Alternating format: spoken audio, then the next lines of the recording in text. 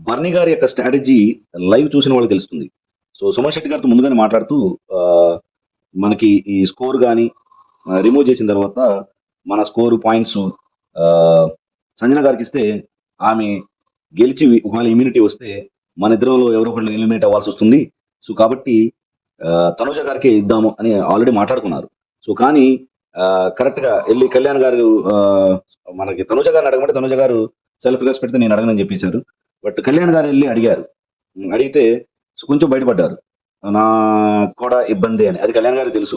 అదే చెప్పబోయాడు. బట్ ఆయన తన యొక్క స్ట్రాటజీని కొంచెం బయటపెట్టి తర్వాత నాకు నాకు సపోర్ట్ చేయమంటే తనూజ గారు ఎమాన్యుయల్ గారు నాకు ఎక్కువ తీసుకున్నారు. స్టాండ్ తీసుకున్నారు కాబట్టి ఆహ్, నీకు ఎయ్యనన్నారు.